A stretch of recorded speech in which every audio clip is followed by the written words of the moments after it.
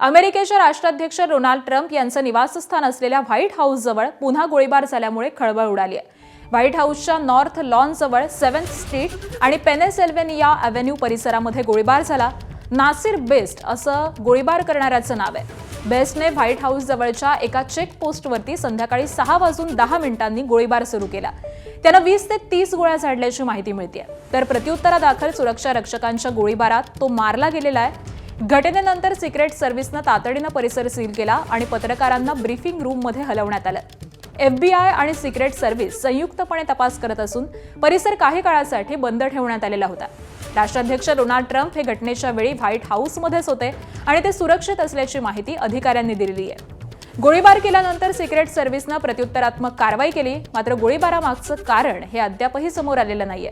दरम्यान गेल्याच महिन्यामध्ये माध्यमकर्मींच्या स्नेहभोजनावेळी व्हाईट हाऊसमध्ये गोळीबार झालेला होता।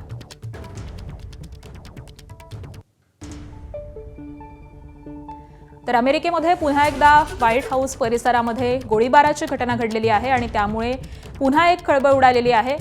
या सगळ्याच गोळीबारामध्ये प्रत्युत्तरादाखल अधिकाऱ्यांनी फायरिंग केलं आणि यामध्ये हा जो आरोपी होता तो मारला गेल्याची माहिती सध्या समोर येते। हा गोळीबार नेमका कोणत्या कारणामुळे करण्यात आला हे मात्र अद्यापही अस्पष्ट आहे।